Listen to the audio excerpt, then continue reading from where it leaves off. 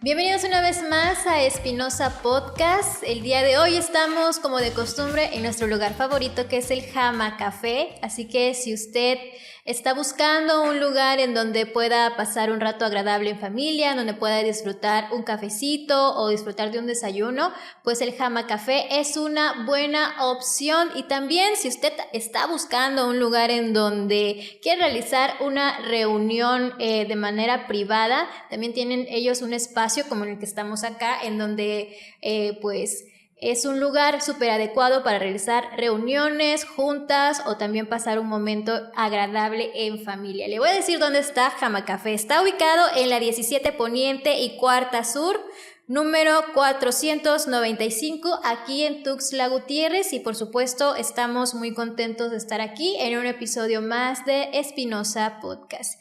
Y mire, el día de hoy tengo a una invitada. Para mí es un honor tenerla en este episodio porque ella es doña Maricruz Velasco Nájera. Ella es madre de Carla Yesenia Gómez Velasco, una joven que fue víctima de feminicidio aquí en la capital chiapaneca, y además ha creado una fundación a nombre de su hija, Carla Velasco, y familias víctimas de feminicidio. Doña Maricruz, mucho gusto, es un honor tenerla aquí en este espacio. Hola Gaby, mucho gusto por la invitación y pues aquí estamos, ¿no? Para que nos escuchen y comentarles todo lo que hemos estado haciendo durante cerca de 7 años. 7 años, y principalmente este podcast es para dar a conocer toda esa lucha que ha llevado durante los 7 años en la lucha para buscar justicia para su hija Carla Yesenia, que hasta el momento, en este año, se logró justicia, se logró una sentencia para el feminicida. Así es, cerca de 7 años ya de entender que mi hija ya no va a regresar y buscar justicia. Me ha llevado a muchos caminos y de ser ahora quien soy, porque uno no pide estar aquí. Uh-huh. A nosotros nos traen a la fuerza, ¿no? Porque como un día cualquiera, estás viviendo una familia, tienes un hogar y tus hijos, y eso es la felicidad, pero nunca te imaginas que un día de repente esa felicidad se te va a acabar, porque pues algunas personas deciden arrebatarle la vida a una mujer, y esa mujer es mi hija. Así es. Para conocer un poquito más a Carla Yesenia, pues a mí me gustaría que me platicara cómo la recuerda, cómo era Carla Yesenia. Carla desde niña, era una niña muy alegre y era una niña que le gustaba tener muchas amiguitos, le gustaba bailar, eso sí, le encantaba bailar, le encantaba leer mucho los cuentos, libros, y pues era ahora sí que una niña que tenía un brillo, ¿no? Especial. Bueno, yo como su mamá se lo miraba, ¿no? Entonces, era alegre, le gustaban mucho las mascotas, por ejemplo, los perritos. Lo que sí le gustaban, pero no los podía tener porque era alérgica, son las aves, ¿sí? Entonces, pero no, mi hijita en la escuela era, no era una niña problemática, al contrario, ¿no? Era muy sociable, tenía muchas amigas, amiguitos. No me daba lata en la escuela, era una niña feliz. Te puedo decir que en la primaria lo mismo, secundaria igual, en la prepa era una niña muy estudiada, ¿sí? Uh-huh. Cuando entra a la universidad, pues igual, ¿no? Ya más, sus amistades más diferentes. Sabemos que yo ya no podía estar muy pegada a ella en la universidad porque pues ya es otro nivel y donde ellos mismos se van desarrollando, pero algo que me gustaba de mi hija era que si tenía una reunión lo llevaba a casa y ahí compartía con sus compañeros, y yo a veces queriéndome involucrar con ella, y sí, o sea, mi hija no era de las niñas que me aislara, al contrario, ¿no? Nos hacía parte de sus cosas, y eso sí, le gustaba bailar mucho. cuando se encerraba es porque se ponía a leer, o en casa no salía, de repente se ponía a ver todas sus series de El Crepúsculo al Amanecer, era su favorita, y incluso tiene toda la colección, yo los guardo. Pero ¿qué te puedo decir? Carla, a sus 19 años y medio, porque ella el 24 de diciembre iba a cumplir 20 años cuando me la asesinan. Ella era una chica que a pesar de su edad, yo no sabía que ya ella tenía una organización, creo que se llama De Corazón, ahí en Chiapa de Corzo. Ya había recorrido un montón y ya conocía mucha gente.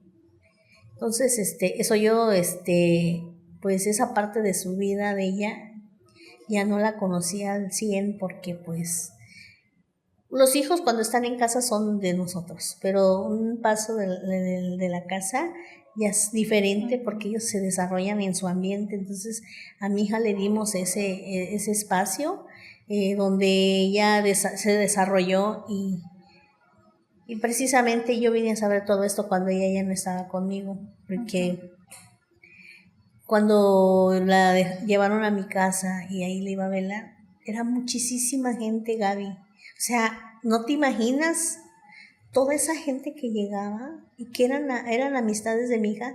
Y yo dije, ¿de dónde salió toda esta gente? O sea, yo no las conozco, pero ellos sí conocían a Carla. Y las palabras que me decían, o sea, a mí me quedó un impacto de saber que mi hija era una niña amorosa, una niña que se dio a querer con muchísima gente.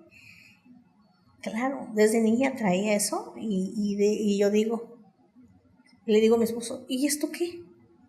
No sé, solo sé que mi hija ya no está conmigo, pero es muy querida por mucha gente. Y esta gente que no conocíamos. O sea, son cosas que quedan en tu corazón, en tu mente, que pues en su momento no lo ves así, ¿sí? Porque uno se deprime, se entra en una dinámica de que pues no. Sí. Y como decía, eso sí, era muy apegada a nosotros. Mi hija salía mucho con nosotros, viajábamos a San Cristóbal porque su papá y yo trabajamos en una organización social y ella nos ayudaba a elaborar proyectos. Incluso a ella la quisieron contratar en San Cristóbal para trabajar, pero como estaba en la escuela no podía. Pero sí era una niña muy preparada. Doña Maricruz, yo sé que es muy doloroso recordar, pero ¿qué pasó ese 4 de julio del 2018? Pues ese día, bueno, te comento, el día 3 de julio mi hija recibe una llamada tempranito de Laura Vázquez, era su jefa inmediata, y dice que se tenía que presentar a la casa de campaña para entregar las cosas que tenía en su resguardo mi hija. Mi hija se arregla y nosotros bajamos a la sala y cuando vemos, ¿a dónde vas? Mamá, papá, me voy a ir porque tengo que ir a entregar unas cosas. Y mi esposo le dice, no te vayas, hija, dice, no te vayas. Déjalo, hay que lo ver. No, papá, dice, ¿cómo crees? Dice, están a mi resguardo y yo tengo que ir a entregarlas, porque si se pierde algo yo no quiero pagar nada. Y luego, ¿qué van a decir de mí? Yo le digo, hija, háblale a esta, o le hablo yo, le voy a decir que ya no vas a ir, que pues ellos entreguen todo. No, mami, dice, es que tengo que ir. Ante todo la responsabilidad, es lo que me han enseñado y eso es lo que yo tengo que hacer. No sé si ese día no lo entendíamos. No sé si ese día era un presentimiento, yo qué sé. Pero me dice, hija, no me voy a ir. Bueno, entonces ese día sale mi hija de mi casa. Salimos hasta afuera a despedirla. Nos dio un beso. Dice, ya me voy. Nunca me imaginé, Gaby, que ese beso y ese abrazo iba a ser el último que me diera mi hija. Nunca pensé que mi hija, como la estaba yendo, que se iba. Cuando la vi que desaparece de la esquina de la casa y vamos. O sea, dije yo, va a regresar más tarde. Eso nunca llegó, Gaby, nunca llegó.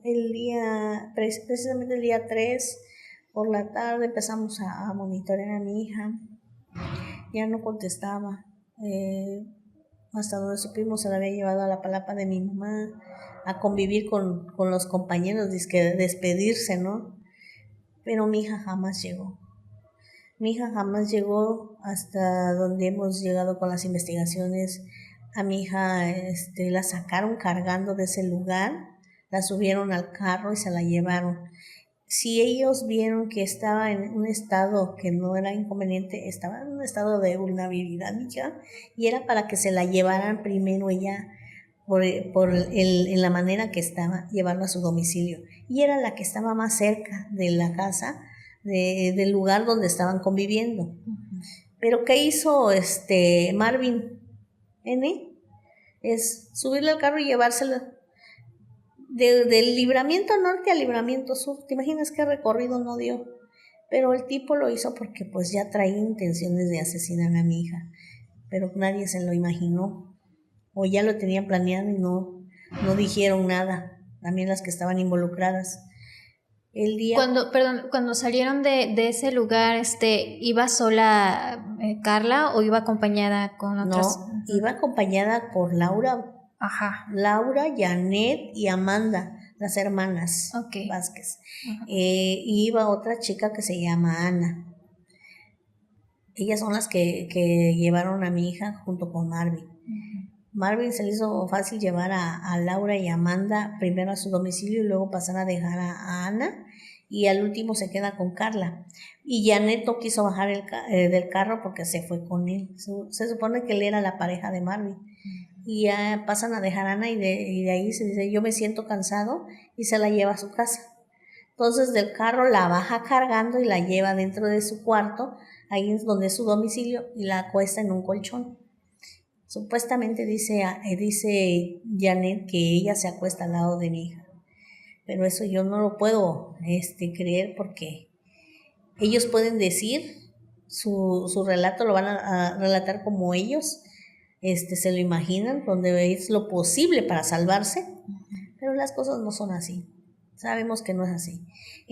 Los dos asesinaron a mi hija a golpes, porque mi hija se defendió. A mí, mira, cuando yo me entero de que mi hija está muerta y me llevan a la CEMEFO, yo lo que hice es ver el cuerpo de mi hija. Es cierto, sí me acosté, le lloré, y el cuerpo y yo le dije, no te preocupes, mamita, ya estás conmigo, ya te encontré, no en el estado que quisiera, pero te juro que me quería morir con ella en ese momento, ¿vale?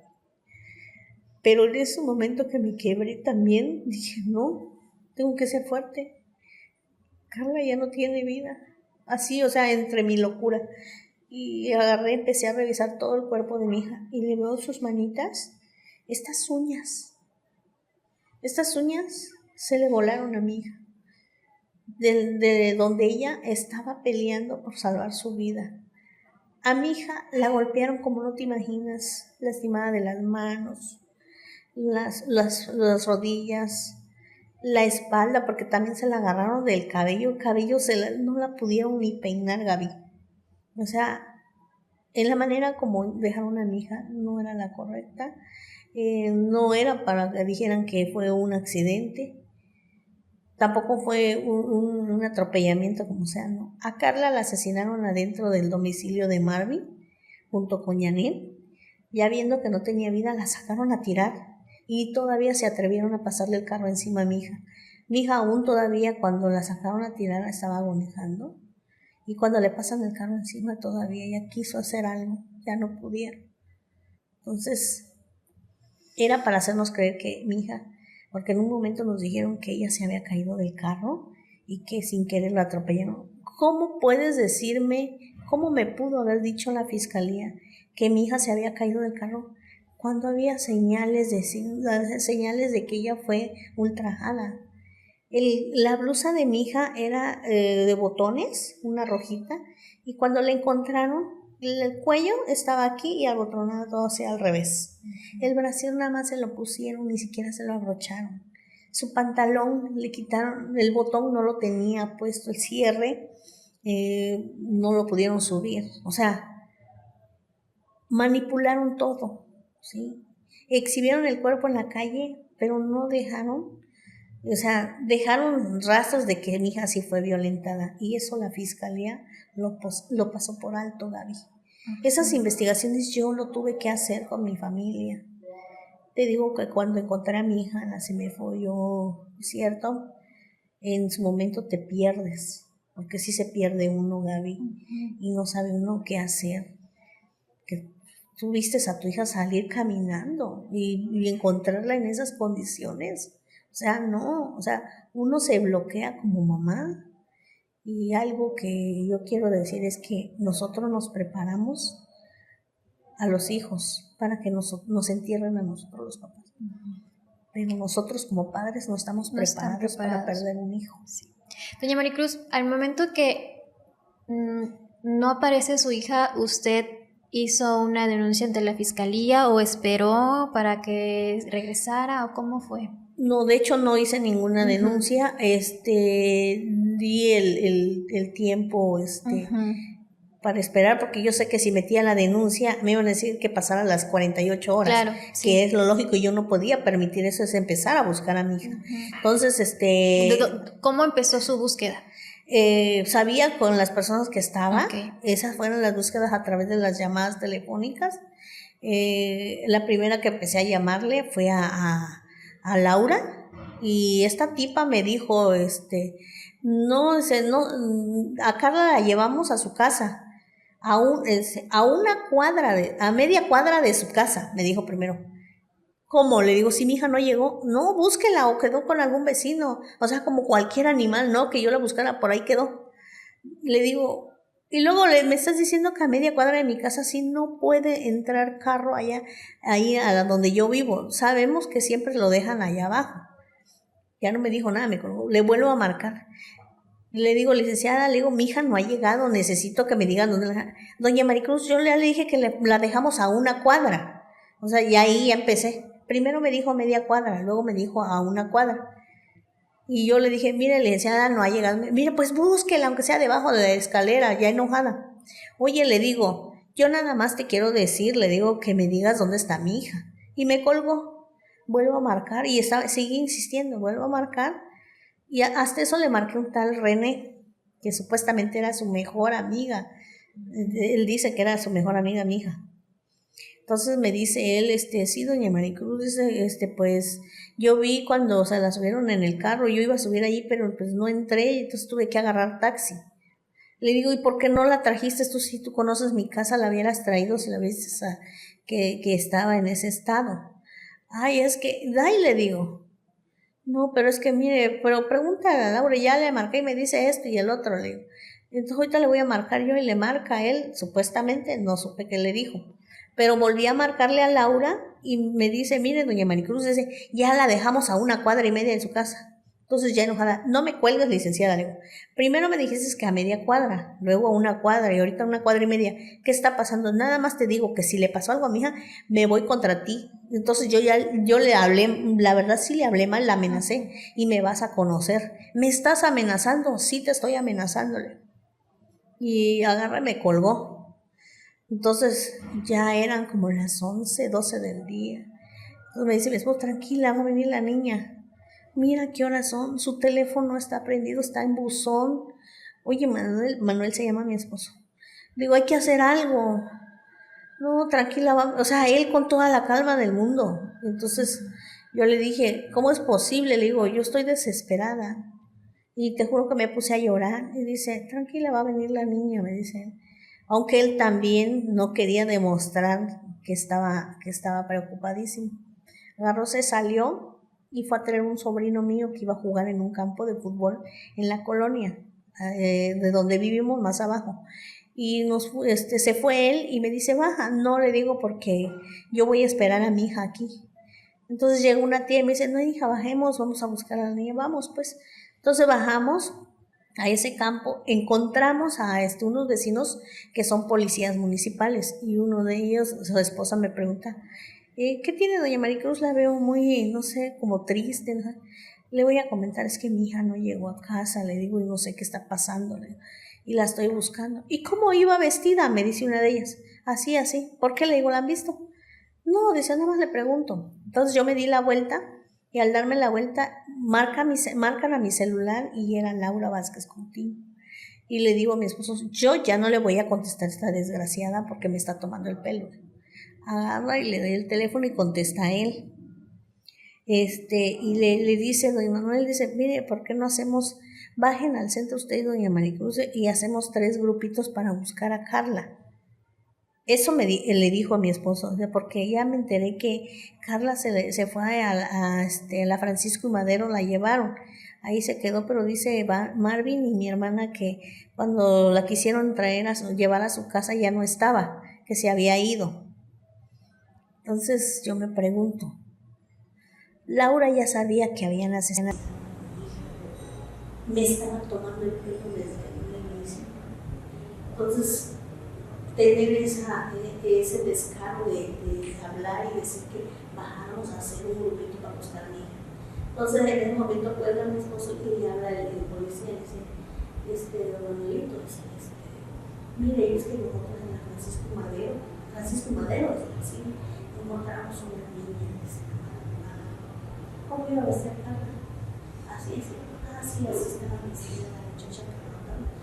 A ver, ¿dónde está? Y le enseñó unas fotos. Y mi esposo le dijo, no es mi hija. ¿Seguro? Y agarra, se quedó así, y le dice, ya viene mi esposo, fíjate que dice aquí desde las reglas que le levantaron a la niña a la Francisco Madero, le digo, sí. Pero también me habló una palabra y dice que le iban a Francisco Madero nuestra hija. Tiene fotos de mi hija, entonces ya no le dice caso. Sí, ¿sabe dónde está? Y me enseña, es mi hija. Y dice, no, es mi hija. Y cuando la veo yo, te juro que me puse a llorar, pero yo quería que me dijeran que mi hija estaba en el hospital. En esa manera fue que encontré a mi hija, a través de mi vecino que es policía, y porque yo estaba presionando con las llamadas. Entonces ya se estaba saliendo de control. Me agarra y me dice, le digo, ¿dónde está? ¿En qué hospital está? Y me dice, es que ella está en la severa. Yo pegué el grito, no puede ser. Y me empecé, te juro que no me acuerdo cómo me llevaron en el carro, no sé cómo llegué a la severa, solo sé que cuando llegué ahí, desde ahí empezó mi calvario, porque los niños de la severa no permitían que yo entrara a reconocer el cuerpo de mi hija. Nada más me llevaron y vimos un monitor y sí, efectivamente la tenían en la carita de mi hija limpia. Créeme que cuando lo vi en el monitor mi hija estaba con una sonrisa así muy tranquila, sí, o sea, como una especie de una sonrisa de despedida, pero no lo queríamos seguir. Y cuando lo vimos, sí es mi hija. Entonces mi esposo, él sí se quedó tirando ahí llorando. Y yo me volteo y digo, quiero ver. No es que no se la pagamos, quiero ver el cuerpo de mi hija. ¿Es un protocolo de Maricruz que no dejan ver el cuerpo o porque no, por la situación en que fue encontrada? Pues yo creo que es porque lo estaban manipulando Gaby, porque toda la familia tiene derecho de entrar a reconocer el cuerpo de su hija, hijo, quien sea, porque tenemos que saber realmente si son ellos, porque en un monitor no lo puedes, tú no puedes acreditar que es él o él. Entonces, por lógica que nos tenían que dar el permiso. Entonces me empecé a alocar ahí, yo dije que lo iba a destruir todo, si no me dijeron, se calma o le ponemos un calmante, tú no me tocas, no le vas a poner ningún calmante. Lo único que estoy pidiendo es un derecho que quiero que me enseñen el cuerpo de mi hija. Y yo no sé qué llamadas, porque hicieron llamadas, y así fue que ellos me dejaron entrar. Entonces yo desde ahí vi que había algo mal, y me dejaron entrar a ver a mi hija. Dice, no se puede acostar y no puede, tú no me puedes decir nada. Y él me salió y sale por la hija y vi que esa hija fue violentada. Es cierto, mami, yo ahí me destruyeron en ese momento, cuando yo vi a mi hijita. A mi hija que yo, como mamá, lo que 9 meses seguimiento, que yo la vi nacer. La vi crecer durante 19 años. y de un momento a otro me la arrancaron. O sea, me quitaron todo lo que yo tenía. Me la arrebataron de un momento a otro como no te imaginas. Entonces, la verdad, esta pérdida para mí fue lo más difícil que he pasado en toda mi vida. Te puedo decir que podíamos superar todos los obstáculos, pero estábamos juntos los 4. Podíamos pasar pobreza, podíamos pasar enfermedades, enojos con las familias y superarlo, pero la pérdida de mi hija nos ha acabado totalmente y no se puede uno recuperar. Todo lo contrario, esta situación que nos ha vuelto y nos desunió y nos desunimos como familia. ¿Qué pasó después con los que estuvieron ahí involucrados en este asesinato? Pues te puedo decir que cuando encontré a mi hija en ese momento, empezamos a hacer todos los trámites. Yo marqué otra vez nuevamente a esta mujer y a todos los números que tenía. El número de ellas prácticamente ya no existía. Las busqué en las redes sociales, también ya se habían desaparecido. O sea, bloquearon todo. Desde ese momento bloquearon todo y se dieron a la fuga. Ellas se fueron con el hombre, Janet, Laura y Marvin. Entonces huyeron los 3. Pensaron que yo me iba a quedar de brazos cruzados. Es cierto, velé a mi hija, algo que no aceptaba. Porque fíjate que yo creo que esto lo tengo que decir, que cuando llevan a mi hija a la casa, decidí al final de cuentas que ahí la íbamos a velar, pero fíjate que lo que pasó es cuando estaba en la CEMEFO, una funeraria se llevaba el cuerpo de mi hija, ni siquiera nosotros como papás lo habíamos contratado, no sé quién dio la orden, pero también dijeron que no podían abrir la caja, que no se podía abrir la caja porque eran órdenes. Y mi esposo le dijo, ¿órdenes de quién? Es que no se puede. No, entonces el cuerpo de mi hija la peleamos y lo quitamos de esa funeraria y se lo pasamos a otra, porque no querían que cuando llegara prácticamente se lo iban a llevar para cremación. Oye, si yo no estoy autorizando que se cremara el cuerpo de mi hija, se iba a haber una investigación y por lo tanto no se tenía por qué hacer esa cremación. Entonces, en ese momento un primo que es abogado mío corren y atraviesan los carros y no dejaron que se moviera el carro de la funeraria y así fue que rescatamos el cuerpo de mi hija. Ya al llevarlo a velar a mi casa y pues ya nosotros sí ya nos perdimos pero algo que sí te quiero decir es que cuando yo estaba en mi casa velando a mi hija, yo me acerqué a la caja, te juro que le dije a mi hija, ¿por qué? ¿Por qué, hija? ¿Por qué nunca me contestaste el teléfono? Es algo insólito lo que te voy a decir, pero cuando yo le estaba reclamando a mi hija se le salieron 2 lágrimas, como diciéndome, perdóname mamá por no contestarte. Y yo lo que hice, no mi amor, le digo, perdóname tú a mí por reclamarte. No tengo derecho de decirte eso. Al contrario, perdóname tú por no estar cerca y defenderte. Perdóname por no poderte salvar. Entonces son cosas que uno vive en esos momentos y te quedan. Créeme que yo, haz de cuenta que para mí mi hija no estaba muerta hace como precisamente 3 años me llevó de aceptarlo porque yo llegaba al panteón todos los días. Si ya no me llevaban, a veces a la semana tenía que estar ahí, le decía, apúrate, le digo, apúrate. Así le decía, ¿por qué? No, vamos, porque ya se va a levantar mi hija. O sea, llegar a esa altura de decir que voy a llegar porque ya la voy a encontrar despierta mi hija. O sea, esa era mi idea que yo me había metido porque 15 días antes de que pasara todo, un día me dijo mi hija, mamá, tengo muchas ganas de dormirme y no despertarme en un largo tiempo. Eso me dijo mi hija 15 días antes. Y creo que eso fue lo que a mí se me quedó muy grabado en la mente, muy consciente, muy, ahora sí adentro mío.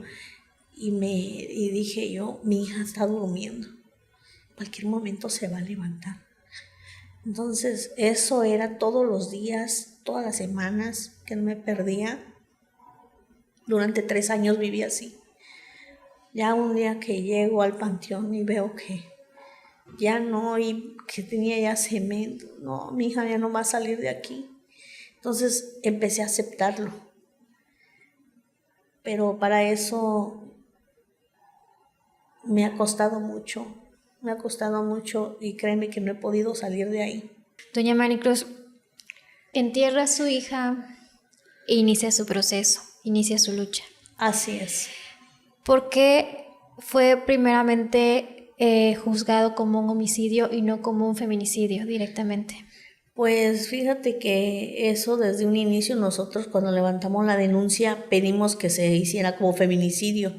¿Y qué nos dijo el fiscal Luis Alberto Sánchez Sánchez? Porque era el que estaba como fiscal de homicidios y feminicidios.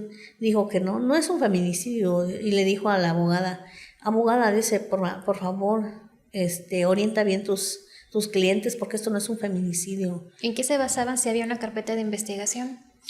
Pues prácticamente no es que se basara, simplemente que así lo quiso manejar. ¿Por qué? Porque pues fue comprado el fiscal. Uh-huh. Las dos mujeres, incluso él prácticamente me obliga a aceptarlas como testigo para que pudiéramos acreditar que Marvin había asesinado a mi hija porque no había pruebas. Yo le dije, fiscal, le digo, mi hija fue asesinada. ¿Por qué lo dice? Porque mi hija fue golpeada, mi hija le ultrajaron la ropa, le digo. Yo le voy a decir porque yo soy su mamá. Mi hija no le gustaba dormir sin ropa, al contrario, le digo. Pero aquí a mi hija, dése cuenta cómo estaba la ropa. O sea, yo desde ahí, es que no es un, no sé, fiscal, mire, doña María, yo le entiendo, así me lo dijo, yo le entiendo que usted su dolor la está poniendo mal, porque yo también soy un padre que perdió una hija. ¿La asesinaron su hija? No es que ella se murió por enfermedad, es muy diferente, fiscal. O sea, usted no se puede comparar con lo que yo estoy sintiendo, porque su hija es por enfermedad que se le murió, pero a mi hija no estaba enferma, a mi hija me la asesinaron vilmente y la expusieron en una vía. Para empezar, le digo, exhibir un cuerpo en la vía pública nos da que hay una razón de género y eso nos da el feminicidio. Para empezar eso, le digo, con eso tenemos. Es que no, doña Maricruz, no, y o sea, el fiscal se oponía. Entonces, él quiso comprar a mi esposo. Le dijo que como estaba yo tan mal, que tenía yo que me llevara al doctor y que se presentara. Venga usted un jueves, dice, yo le voy a dar una paguita. O sea, quería comprar a mi familia para que no siguiéramos en el proceso. Y yo un día dije, no, esto está mal, todo está mal aquí. Estas mujeres están pagando. Yo le dije, ¿qué no las van a agarrar? Estas también son cómplices. Es que si las agarro como cómplices, me voy a meter en un problema. ¿Y por qué? ¿Qué no se supone que también hay una ley para eso? No, sí, ahí empieza a sacar su libro de leyes y nos dice, sí, esto, y entonces, sí, lo vamos a hacer, pero conforme vaya el proceso. O sea, nos traían tomando el pelo desde un inicio, pero todo fue manipulado por la Fiscalía del Estado. Ok. ¿Cuánto tiempo tardó para agarrar al feminicida? Porque me dice que huyeron. Sí. Entonces, ¿ahí cuánto tiempo fue? A los 20 días. Uh-huh. Y se agarra porque nosotros el día 23 hacemos una conferencia de prensa. Fue la primera conferencia que se dio cuando asesinan a una mujer aquí en el estado, porque ya ves que nunca se había hecho. Entonces yo fui la primera madre, el primer padre que hicieron esa conferencia, porque le digo a mi esposo, ¿qué vamos a hacer? No vamos a encontrar al asesino, nuestra hija está huyendo. Y me dice, pero es que ¿qué vamos a hacer? Pues hagamos lo que sabemos hacer como organización. Tú sabes de las marchas, tú sabes de que hacemos acciones para que el gobierno nos escuche. Entonces lo que tenemos que hacer para que el desgraciado fiscal haga el trabajo, hagamos una conferencia de prensa. Así fue que comenzamos y ese día que se hizo la conferencia de prensa, como a la 1 de la mañana le marcan a mi esposo, el mismo fiscal de de homicidios y feminicidios para decirle que ya la habían detenido a Marvin y que el día 24 a las 10 de la mañana teníamos que estar en el Amate porque se iba a llevar a cabo la primera audiencia de vinculación. Así fue que lo agarraron. Ejerciendo presión. Sí, así es. Entonces vimos que eso funcionó. Entonces, así fue como empezamos con esta lucha. A los 20 días de enterrar a mi hija fue que comenzamos a hacer todo esto. Entonces, Llega al Amate, ve al feminicida. sí. ¿Tuvo contacto con él directamente? ¿Habló con él? No, ¿O no? no, de hecho no. Yo lo conocí por primera vez cuando llegamos ahí, porque en el juzgado te ponen enfrente junto con el tipo cerca de uno, y ahí conocí al feminicida de mi hija, que nunca lo había conocido. Me hablaba mi hija de que lo llegaba a dejar a todas las que trabajaban con ellos.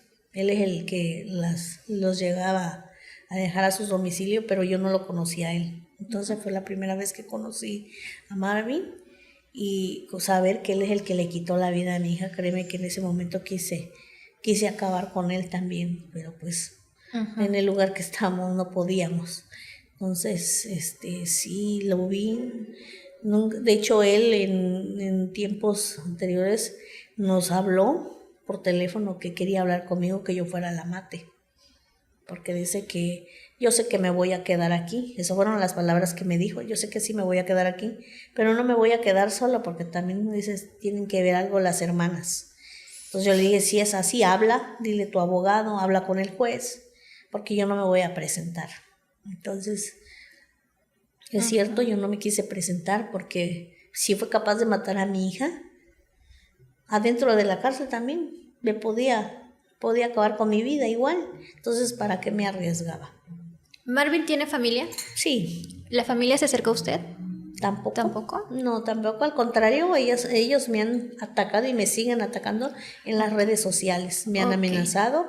Incluso te quiero decir que el papá de Marvin también es cómplice del feminicidio de mi hija, porque él le robó el celular de mi hija. Eso lo dijo ante el juez, pero desgraciadamente tiraron esa audiencia, la repusieron porque pues el juez que había entrado en la primera etapa de esto, en la segunda audiencia ya no llegó, y en la tercera sí. Entonces, por lo tanto, se tuvo que tirar. Pero ¿qué dijo el hombre? Que él había tomado el celular de mi hija, lo había vendido por 200 pesos, le dieron 100 pesos en efectivo y 100 pesos en droga. Entonces, es una familia que es adicta a la droga. Entonces, también mamá, papá, hermanos, yo me imagino que todas las familias han de consumir todo eso, porque pues atreverse y esconder lo que el hijo hizo está criminal. Claro. Inicia el proceso para sentenciar a este feminicida. Usted se topa con una fiscalía preparada, se topa con una fiscalía con conocimiento para juzgar a un feminicida. ¿Cómo es ese proceso con las autoridades? Pues me encuentro con una fiscalía corrupta, que eso es lo que yo he visto desde un inicio. Me encuentro con una fiscalía mentirosa, manipuladora, ¿sí? Y borrando todas las escenas del crimen, porque ellos no quieren saber ni quieren dar a conocer que el tema de feminicidios para ellos es mucho para hacer las investigaciones. O sea, no hay ni preparación, ni siquiera han tenido el acercamiento con las familias como debe de ser, para darle el seguimiento que se debe de dar. Jamás con esa fiscalía, nunca se tuvo en su inicio cuando pasó el caso de mi hija. Pues para lograr todo esto, la reclasificación del delito de mi hija a feminicidio, tuve que hacer caravana. La Fundación Carla Velasco, Familias Víctimas de Feminicidio, nace, te voy a relatar un poquito de eso, sí, porque eso es mi lucha. Un día al año, creo que fue, me dice mi esposo, ¿qué vamos a hacer? No vemos que avance el caso de nuestra hija, tenemos que hacer algo. Y si te parece, si hiciéramos una fundación en memoria de nuestra hija. Y me volteo yo, oye, me parece muy buena idea. lo hagamos entonces dentro de mi dolor y mi desesperación, mando a hacer una lona creo que es de 2x2, y le digo, ¿cómo la vamos a hacer? Y empezamos a escribir en un cuaderno, mira, ¿te parece así, así, con la foto de nuestra hija? Bueno, y los colores así, y lo hicimos, y lo mandamos a hacer. Cuando nos entregan la lona, ¡ay, qué hermosa está! La puse en mi sala, casi enfrente de donde bajo la escalera de la segunda planta. Ahí la pusimos. Para nosotros ya tenemos la fundación porque ya mandamos a hacer la lona, o sea, no está protocolizada. Okay. Entonces, ya al siguiente día nos levantamos, ¿qué vamos a hacer ahora? No sé, bajamos de la escalera y quedamos, tras que ya tenemos la fundación, o sea, sí nosotros, sí, hoy nos toca ir a la fiscalía, vámonos. Bueno, nada más corrí, ponerme, hasta eso, no, ni nos arreglábamos, poníamos lo que cayera, pantalón, short, tenis, y así nos íbamos a la fiscalía, vámonos, y allá llegábamos a la fiscalía todos los días, o sea, ya los teníamos aburridos porque yo tenía que estar ejerciendo presión ahí. Entonces, a través de la fundación con esa lona, eso nos impulsó a que siguiéramos caminando y ¿qué vamos a hacer? Oye, ¿y si hacemos una caravana? A ver, explícame, ¿cómo lo podemos hacer y esto? Mira, yo, en tal fecha nosotros hicimos una caravana con lo de los zapatistas y todo. Dicen, pero aquí nosotros nada más 2 somos. Le digo, pues aunque sea 2 lo hagamos, le dije yo, sí. Nos vamos y hagamos así le digo. O sea, hicimos nuestros planes, armamos la ruta que íbamos a hacer. Bueno, me parece, ¿en qué fecha? No se deja pensarlo todavía. Hay que buscar recursos porque no tenemos. Bueno. Y yo emprendí la venta de bazares. Empecé con esas ventas de bazares. Y sí, vi que me empezaron a donar y empecé a trabajar así. Pero también al momento pasa lo de Jade. Lo de Jade, la niña. Y me impactó y yo busqué acercarme a la mamá, Adriana, y doy con ella. Y la invito que se integre, porque ella tampoco tenía ganas. Incluso ella le daba miedo las redes sociales. Entonces me acerco y le invito a que hiciéramos esa caravana y dijo que sí, y nos fuimos. Hicimos ventas de bazares. Ella no muy le gustaba eso porque pues bueno, tenía una posición bien ella, ¿no? Entonces pero nosotros sí hicimos rifas, incluso salimos a botear para juntar recursos y sí lo juntamos, armamos esa caravana y nos fuimos los 3. Empezamos por Oaxaca, varios lugares de Oaxaca. Luego Puebla, también caminamos muchos lugares de Puebla y posteriormente llegamos a México el 8 de marzo. Buscando una audiencia. Sí, con Andrés Manuel López Obrador.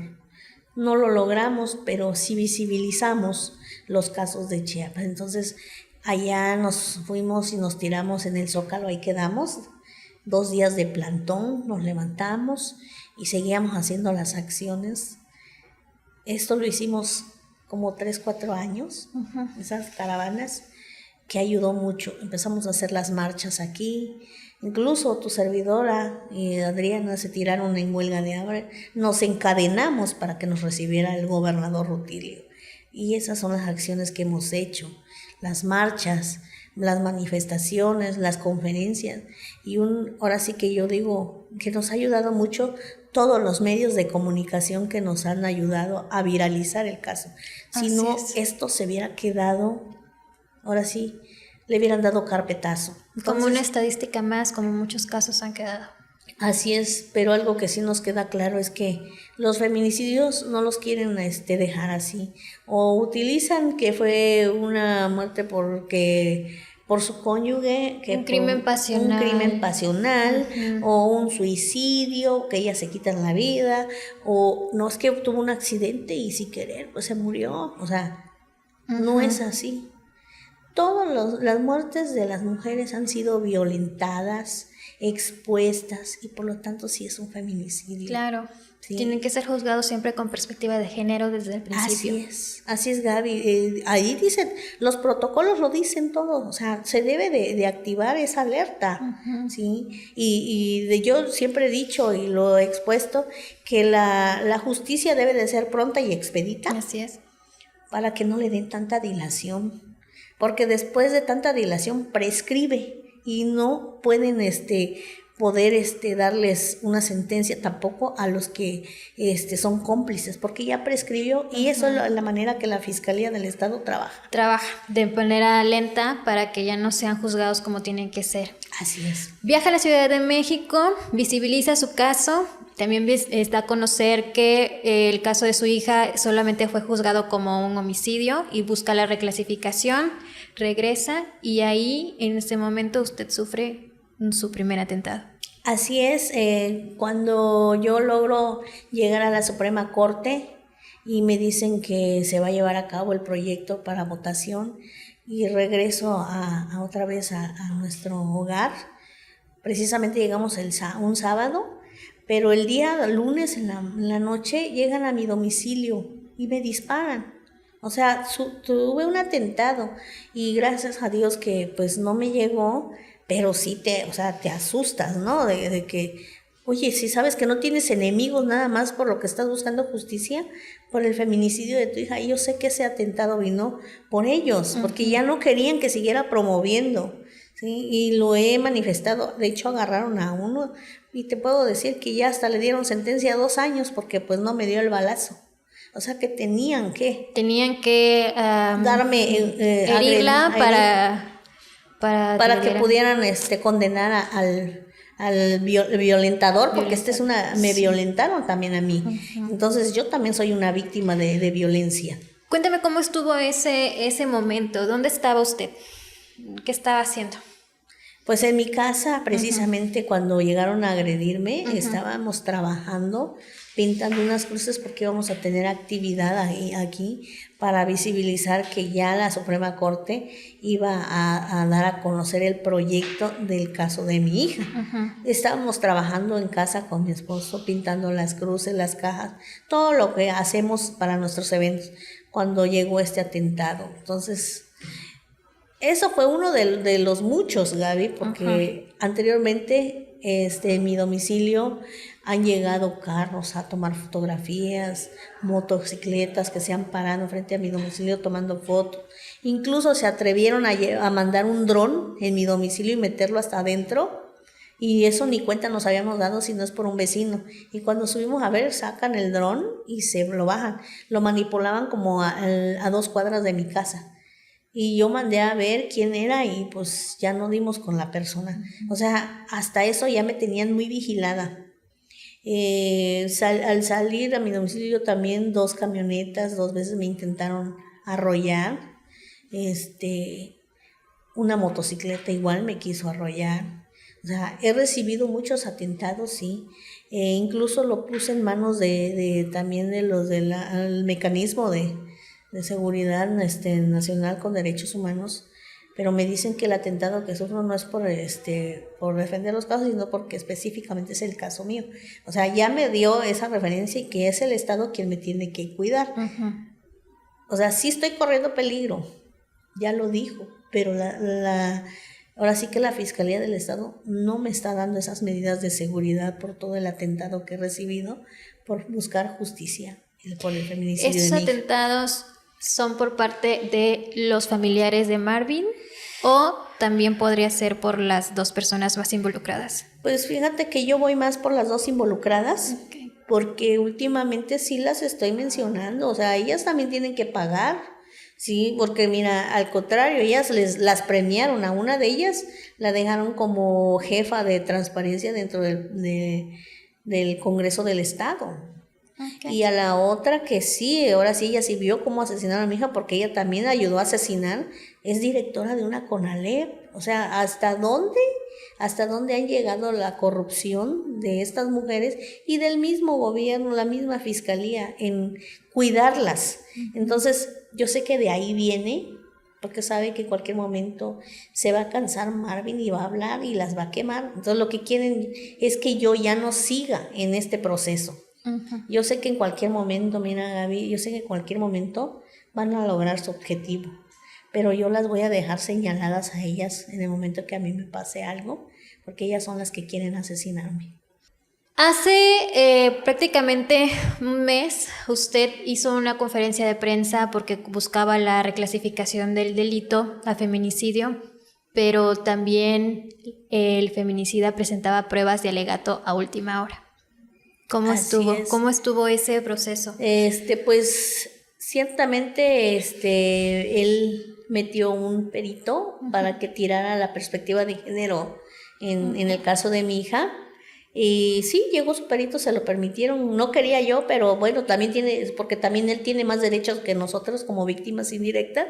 Se llegó a eso y efectivamente, pero su perito no supo, ni conoce, ni conoce lo que es la perspectiva de género.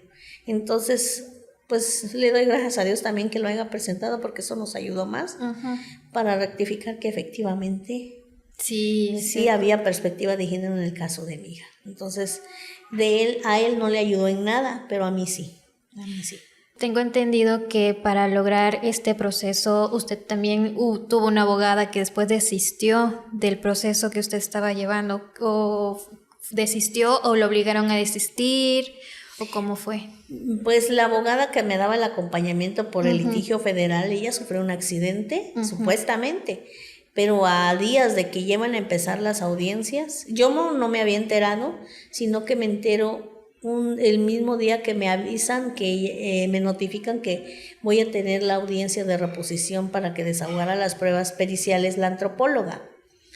Entonces me dicen, yo empecé a comunicarme con mi abogada y mi abogada no me respondía. Hablo a México y me dicen lo que pasa, que la abogada Brigitte tuvo un accidente, incluso no me lo quiso decir ella, por ahí por otras fuentes supe que pues fue grave su accidente y perdió parte de su cuerpo. Entonces yo me preocupé y la verdad, Gaby, sí me puse a llorar, porque dije, ¿y ahora qué voy a hacer? Pobre licenciada. Y ella ya estaba preparada porque sabía que se iba a dar esto para que nos defendiera. Entonces ella prácticamente queda fuera de todo esto, pero mandan a otra persona para que nos representara por parte de ella. No voy a decir que se preparó, porque ella apenas tenía que empaparse, hizo lo que pudo, pero en sí yo sé que también a la abogada sufrió un atentado por el caso de mi hija. Sí, pero bueno, en todo este proceso de mi hija, te quiero decir que no solo eso, pasaron varios abogados en el caso de mi hija. La primera fue Alejandra Robelo, que llevó mi caso, es una activista que es muy conocida. Ella era la comisionada de CEAP también, pero ella, cuando asesinan a mi hija, fue mi abogada. 8 meses duró con nosotros. De ahí, de un día a otro, nos manda avisar que ya no le habláramos, porque pues ya no iba a poder llevar el caso. Nosotros, cuando vamos dándonos cuenta, ella la habían nombrada como la de alerta de género. Nos dejó tirados, y yo aquí lo digo, vendió el caso de mi hija. Entonces, no solo ella, sino otras 2 mujeres más, una que supuestamente es muy feminista, activista, y al saber después de que eran muy íntimas amigas de las cómplices del asesinato de mi hija, eso me dio para que me acabara. Entonces, por eso se manipuló mucho la carpeta de mi hija, porque ellas ayudaron, cooperaron para eso. En todo este recorrido he sufrido muchas cosas, muchas anomalías, pero gracias a Dios le doy por la fuerza que me ha dado y me sigue dando para no desmayar, y que el caso de mi hija pudiéramos lograr esta reclasificación del delito. Usted fue perito, usted investigó todo el caso, usted se movilizó, usted creó una fundación, las autoridades fueron omisas. Sí.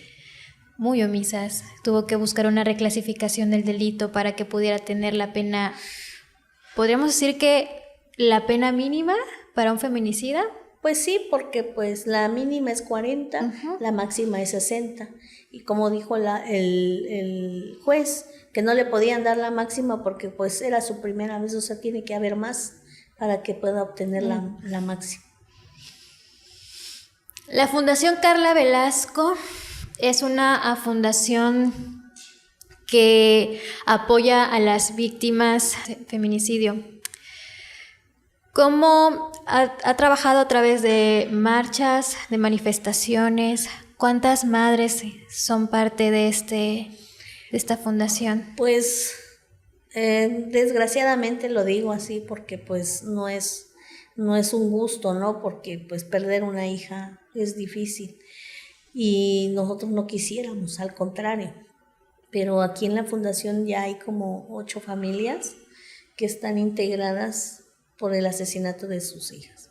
Entonces ya, ahora sí que ya estamos con más familias que no nos gustaría porque sabemos que es un dolor que nunca se va a quitar. Al contrario, quisiéramos que todo esto parara, pero somos esas familias que estamos hoy en la fundación y pues seguimos trabajando y acuerpándonos unas a las otras. Para buscar la justicia de mi hija, nosotros como familia y mis compañeras las que se iban integrando con nosotros, ayudarnos a hacer todo esto. Sí, algunas se pronunciaban, nos daban el acompañamiento. Por ejemplo, Adriana Guillén nos dio el acompañamiento cuando estuvo como regidora y hoy creo que es de 50+1. También ella sale, ¿no? a pronunciarse por los feminicidios. Pues ya hoy veo que hay más colectivas que ya ahora sí que hacen todo esto, ¿no? Pero cuando nosotras las familias estamos haciendo un acto, una marcha y hacemos la invitación en general, no las vemos. A todas no las vemos, a todas. Cuando dicen si nos tocan a una, nos tocan a todas, no se lleva a cabo, porque no todas están. Sí, entonces a nosotros sí nos gustaría que como familias víctimas, cuando nosotros hiciéramos una marcha, un acto, ellas estuvieran ahí acuerpándonos, ¿no? Que vean que no somos poquitas, somos muchas. Ahora sí, utilizar ese lema, si nos tocan a una, nos tocan a todas. Pero no es así, y sabemos también tienen vidas, ¿no? Sociales y tienen que hacer sus cosas, pero yo creo que lo que hace también la colectiva 50+1 de salir con esas alertas, pues nos ayuda mucho, ¿no? De estar pendiente de todo lo que está pasando. Para usted, doña Maricruz, ¿una sentencia significa justicia? No significa una justicia porque sabemos que en el momento que asesinan a nuestras hijas, por más la sentencia que te den, nunca te va a regresar a tu hija. Pero sí, por lo menos sabemos que también no va a gozar de libertad el asesino. Una pena para nosotros no es más que pues lo dicte otra persona, un juez, que pues no lo está sintiendo. Para nosotros no es justicia. ¿Teme de que en algún momento Marvin pueda apelar? De hecho ya apeló. ¿Está apelando? Sí, ya apeló. Tu servidora también ya lo hizo para que quede plasmado de que queremos que se cumplan los 45 años que se le dio y pues están atacando.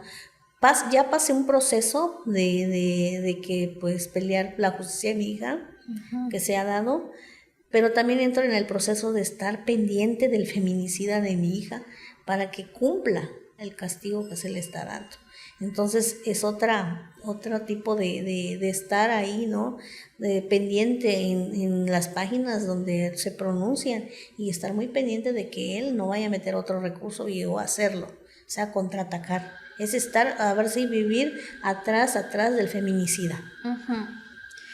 Hace rato comentábamos, doña Maricruz, que desafortunadamente el estado de Chiapas está viviendo un estado feminicida, una circunstancia de que muchas mujeres, en lo que va solamente del mes de noviembre, son 8 feminicidios que ha pasado en el estado. Así es muy lamentable. Precisamente hablamos del mes de noviembre, que es la violencia en contra de las mujeres, y es cuando más violencia está habiendo. Entonces, ¿de qué nos sirven las alertas? ¿Sí? Si no hay, luego se está viendo. Y aparte de eso, los protocolos que se deben de usar no los están llevando a cabo. Entonces yo creo que a las autoridades aquí en Chiapas les falta mucha capacitación, porque no se les ha dado. Les falta mucha empatía para todo esto, porque pues tampoco lo tienen. Y principalmente a mí también se me hace muy injusto el momento de que denuncias una desaparición tienes que esperar 48 horas. En 48 horas pasan muchas cosas. Así, yo creo que en el momento que desaparece una persona, lo más rápido que debe de hacerse es ya, la búsqueda es ya, para que la puedas encontrar con vida. Y luego también ahí en la ley hay un párrafo del artículo que dice que peor si es una menor de edad, aunque no te lo dé el juez, la misma fiscalía tiene que hacer esa búsqueda, ¿sí? Pero no lo hacen. Y créeme que yo me tocó ver muchas cosas con los de la Fiscalía de Búsqueda. Ellos no hacen nada más te dan el avionazo, llegas ahí y te dan el avionazo. Y si no tienes la experiencia para hacer la búsqueda, ellos tampoco lo van a hacer. O sea, les vale, nada más con el perdón de la palabra, pero se llegan a ser tontos en los campos. No hacen nada, ni tienen las herramientas adecuadas. En el caso de la pequeña Liliana Guadalupe, ¿usted estuvo de cerca con los familiares? Sí, a través de llamada telefónica, pues también reprobamos ese feminicidio de una niña. Era tan solo una niña de 12 años. Era una niña que apenas iba a empezar a vivir. Y pues nosotros lo dijimos también que estaban las cámaras y se debió de haber dado luego con esa niña, pero a lo que voy es, ¿por qué dejar huir al feminicida? ¿Por qué hacer un montaje sobre el asesino si no lo es? La misma fiscalía lo debe de saber. Para eso están todas las cámaras, ya la ciudad tiene cámaras por donde sea. Ellos pueden dar con el feminicida de Liliana. La verdad que es muy triste, pero también entendemos que la familia no quiera dar el seguimiento, porque pues ahorita están en un proceso que no han entendido y ni lo van a entender ahorita de qué pasó con la niña. Sí, es un proceso que nos cuesta muchísimo. Sí, y es pues un caso de verdad que, como todos los casos, ha conmocionado, porque hace poco también una mujer, una madre de familia, su esposo fue la que la asesinó. Aparentemente, a veces pensamos que las personas con las que estamos son las personas más seguras, cuando al contrario, ¿no? Cuando podría ser nuestros propios verdugos. No sé. Pues sí, o sea, tú no te puedes imaginar que estás durmiendo con el enemigo. Entonces no sabes en qué momento, ¿no? Pero yo creo que en este tipo de feminicidios, cuando la pareja ves que a la primera que ella te agrede, yo creo que es a la primera que también te tienes que retirar, ¿sí? Yo no justifico al desgraciado asesino pero Mónica era una chica que tenía una vida por delante, era madre y hoy deja 2 niños sin mamá, desgraciado, y eso no se vale. Pues ella también no quiso darse la oportunidad, porque cuando se ve un agresor, yo creo que lo primerito que tenemos que hacer es alejarnos. Sabemos que también nos cunde el miedo, el pánico de cómo vamos a sacar adelante los hijos, pero se puede, créanme que se puede. Hoy ya lo entiendo así por toda esta situación que he vivido. A lo largo de 7 años vas agarrando experiencia, vas conociendo muchas cosas y eso te alerta a que tienes que estar muy pendiente todo lo que pasa a tu alrededor, y si puedes ayudar a una amiga, a una compañera, mujer, hay que ayudarla, orientarla. ¿De dónde saca usted fuerzas, doña Maricruz, para continuar con esta lucha, para brindar protección a las madres que son víctimas de feminicidio? Pues esta fuerza la agarro porque Recuerdo desde que pasó todo con mi hija, estaba sola. No tenía nadie más que mi esposo y mi hijo. Incluso mi familia me dejó sola. Y llegó un momento que yo quería que mi mamá me abrazara y me dijera, hija, tranquila, no pasa nada. Porque yo me sentí chiquita. Yo quería un abrazo de mi mamá y de mi papá. Gaby, no lo tuve. Por más viejos que estemos. Pero cuando pierdes una hija, necesitas mucho abrazo, mucho cariño, mucho respaldo de tu familia. Yo no lo tuve, créeme. Entonces, yo sé que todas esas mamás que están pasando lo mismo, no lo puedo permitir y decirle, yo estoy aquí. Créeme que lo que yo hago, es decir, ellas no están solas. Maricruz puede ayudarlas. Yo no quiero que pasen lo mismo que pasó. Yo no quiero que sufran lo que yo sufrí. Y le digo a mi esposo, hay que ayudarlas. Sí, vamos a buscarlas. Caminemos, veamos, busquemos dónde viven. Entonces, eso es lo que a mí me da fuerza. Y veo la foto de mi hija. Y a veces me dicen, no, ¿con quién hablas? Estoy hablando con mi hija. Y yo le digo, si a mí me hubiera pasado, yo sé que tú hubieras hecho esto mucho mejor que yo. Porque tú estabas más preparada que yo. Yo se lo digo a mi hija. Porque yo sé que si a mí me hubiera pasado lo que a mi hija le pasó, ella lo mismo hubiera hecho. Entonces, y no solo por mí, sino por todas las niñas, porque era muy entregada mi hijita. Entonces todo eso, esos recuerdos me vienen y no puedo permitir que las mamás que quedan, que no quieren, yo llego y les digo, le echemos ganas, hagamos esto, pero como dices que no quiero nada, lo entiendo porque tienen poquito tiempo, pero llegará su momento que van a alzar la voz. Y le dije, aquí estoy, y si ustedes no pueden ahorita, denme el permiso, voy a levantar las fotografías de sus hijas y vamos a exigir justicia. Entonces, a mí todo eso me da más coraje, rabia y me tiene en este lugar hoy en día. Y no puedo permitir que todas esas muertes violentas de estas mujeres queden impunes. Para eso estamos y mientras Dios me tenga vida y mientras todavía siga en este mundo lo voy a hacer. Voy a morir luchando y pidiendo justicia por todas. ¿Tiene miedo, doña Maricruz? No, Gaby. El miedo se me quitó cuando encontré a mi hija asesinada.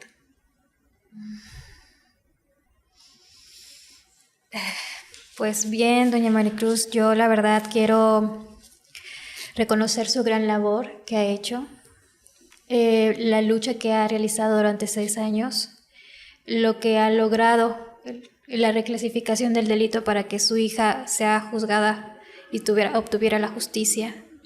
Desafortunadamente vivimos en un estado feminicida, en un estado omiso con las autoridades, en un estado no preparado para atender este tipo de casos. Y más mujeres como usted necesitamos en este mundo para poder apoyarnos en cuestiones de violencia, en cuestiones de feminicidio, en cuestiones de agresiones, porque en ese momento siento que nos sentimos tan solas y no sabemos a dónde ir, no sabemos a quién acudir. Y qué labor tan más asombrosa la que usted está haciendo con esta fundación. Y pues un mensaje también a todas las mamás que están siendo víctimas de estos casos. Me gustaría que le diera un mensaje a todas esas mamás que se acercaran, que no están solas, que aquí está usted. Así es, Gaby. Pues yo a todas esas familias les quiero decir que las entiendo por lo que hoy están pasando. Perder una hija no es cualquier cosa. Pero tenemos que tener fuerzas para salir a luchar, más cuando quedaron los hijos de nuestras hijas. Por ellos, por ellas, tenemos que salir y exigir justicia, porque sabemos que van a enfrentarse en un proceso muy difícil, pero no están solas. Créanme que no están solas. Hoy yo les brindo mi brazo, hoy les brindo mi corazón y les puedo decir que ustedes son parte de mi familia, Fundación Carla Velasco, Familias Víctimas de Feminicidio, es su familia. Yo las voy a abrazar y las voy a acuerpar y les voy a inyectar esa fuerza que hoy tengo, porque tengo mucho coraje y mucha rabia para seguir buscando justicia. Uh-huh. ¿Qué sigue para la fundación? ¿Cuáles son los próximos proyectos que se va a realizar? El 9 de diciembre vamos a montar un bazar que vamos a estar del 9 al 24 de diciembre. El 24 de diciembre a mediodía terminamos porque es el día que se conmemora un año más de la fundación y también pues celebrar que mi hija tuviera cumpliendo ya sus 27 años. El primero 24 de diciembre, ese es el primer proyecto que vamos a concluir en el mes de diciembre. Entonces, se les invita pues a todos los que nos quieran acompañar, va a ser en el Parque Central a partir de las 10 de la mañana hasta las 7 de la noche.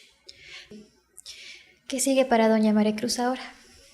Pues seguir en la lucha y ser el apoyo y la fuerza para mis compañeras.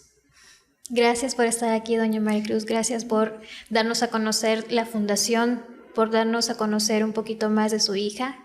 Y pues nosotros estamos muy agradecidos por conocer esta historia y también aquí estamos para apoyarla en cualquier circunstancia. Gracias, Gaby, gracias por el apoyo, por brindarme y ahora sí invitarme a este podcast y de verdad que si no fuera por todos ustedes, los medios, estos casos no se supieran y pues tampoco tuvieran el impacto que hoy tienen. Claro, y visibilizar las luchas de las madres, porque eso es muy importante, de que en casos omisos de las autoridades, las madres son las que tienen que salir a buscar justicia por sus hijas. Así es, algo que hemos visto que a través de la presión social se logra muchas cosas. Muchas gracias, doña Maricruz. Gracias, Muchas gracias por estar aquí.